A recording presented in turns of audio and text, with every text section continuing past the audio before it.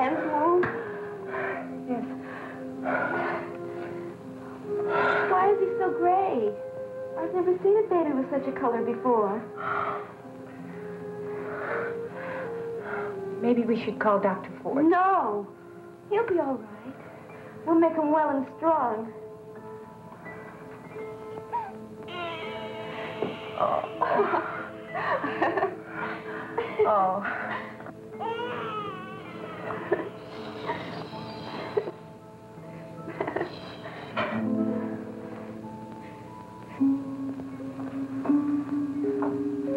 Please, Leslie.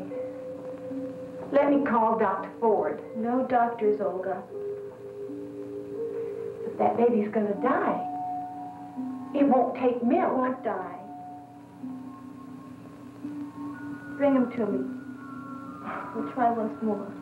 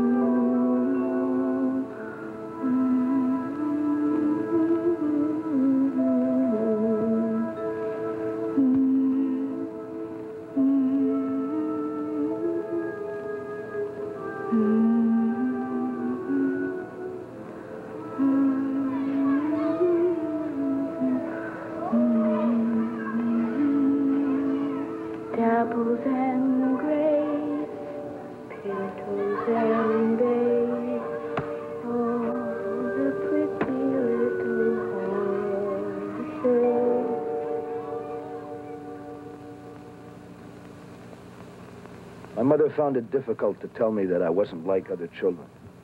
I could never share life with whole human beings. I slowly learned that the thing that raped my mother and fathered me was no living, feeling man, but a malignant force, a cancer that refused to be destroyed.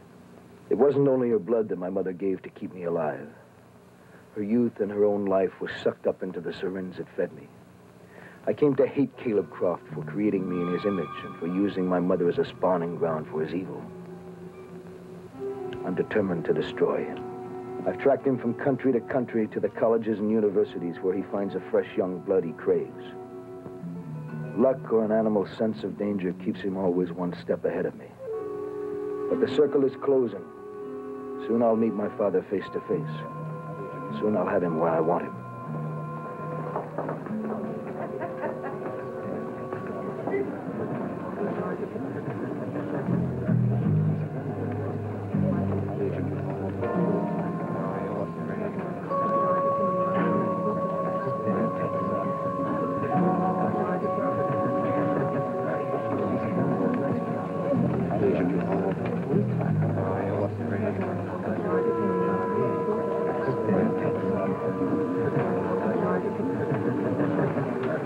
Is this Professor Lockwood's extension course on folk mythology and the occult?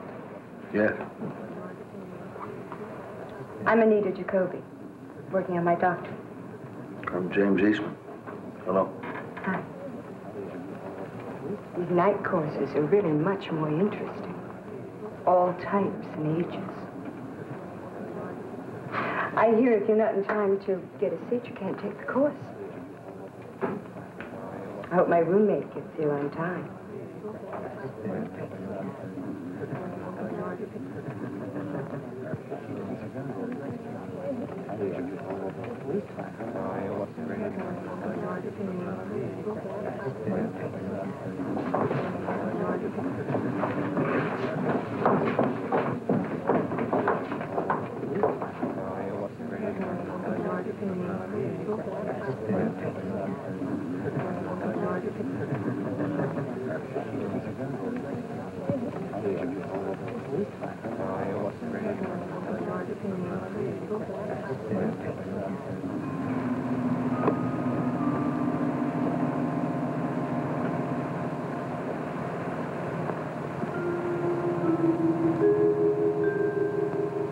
Sarah.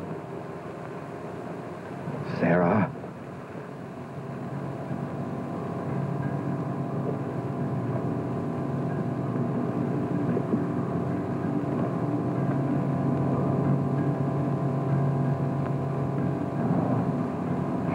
It's getting chilly.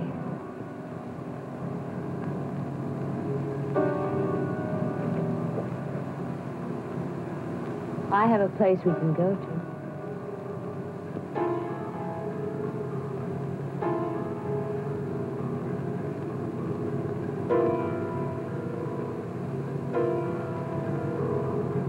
Ain't I good enough for you?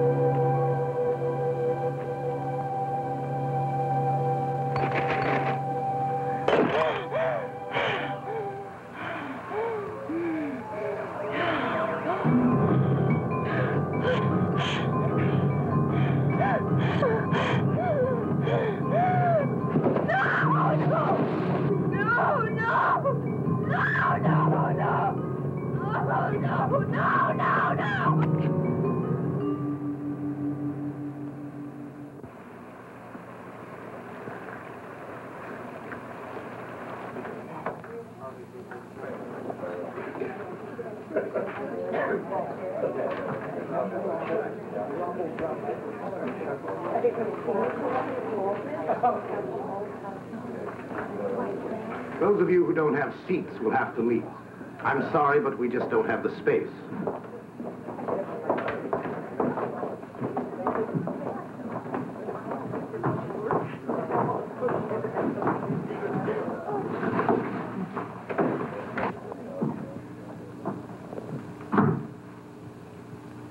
I know that some of you are lawyers, teachers, bored housewives with nothing better to do with their evenings.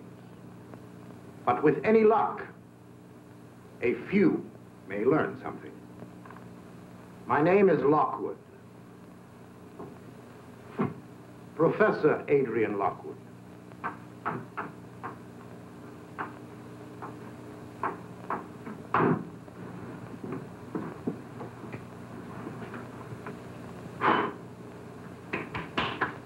It's called goober dust by the older blacks of the Deep South. Sprinkle it around your enemy's bed at night, and he will die in his sleep. Ground up peanut husks. That's all it is. Can it really kill? No. Not here with automobiles and electric lights. We could never believe such a thing. But strip away the lights, the automobiles, the antibiotics that keep us one step ahead of death, and we are left with pathetic, frightened little creatures wandering in a cruel and hostile world. So we fear the gods, demons, devils, bats, banshees, angels, vampires.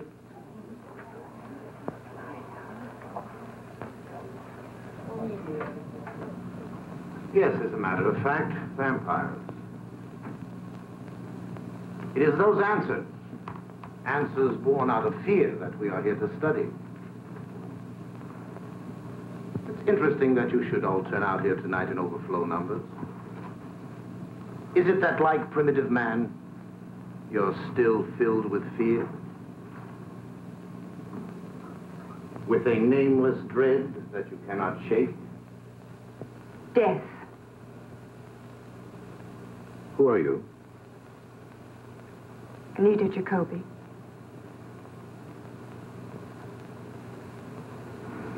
Death has been the chief dread. The one obsessive preoccupation of man since he first crawled from the cave. Of all the animals, only man is aware that as surely as he was born, he will someday die. The individual who can inflict death has the complete respect of the other man.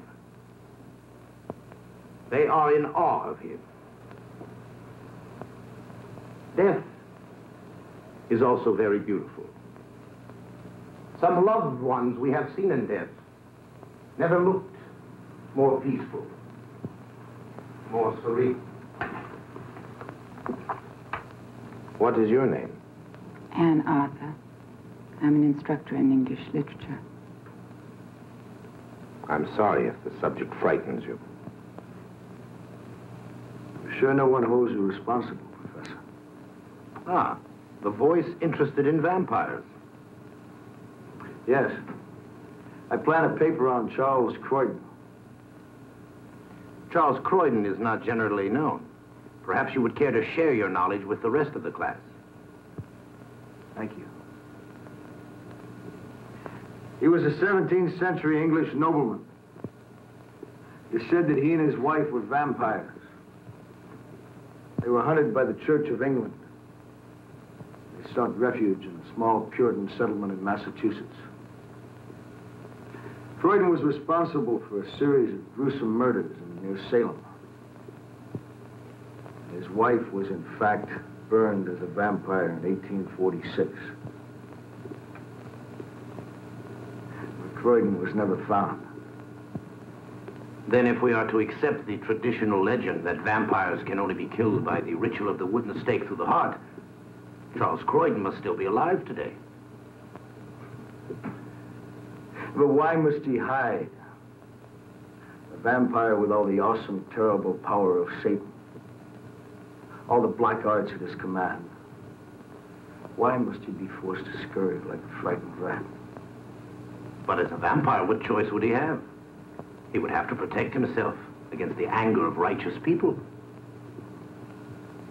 You would think the man's personality would compel him to stand up. To terrify all the puny mortals around him. And not to hide in dark holes behind assumed names. Like Caleb Croft. Who is Caleb Croft? Even I know the answer to that one, Professor. Well, let us hear it. Caleb Croft was a murderer and a rapist. Accidentally electrocuted in the late 30s.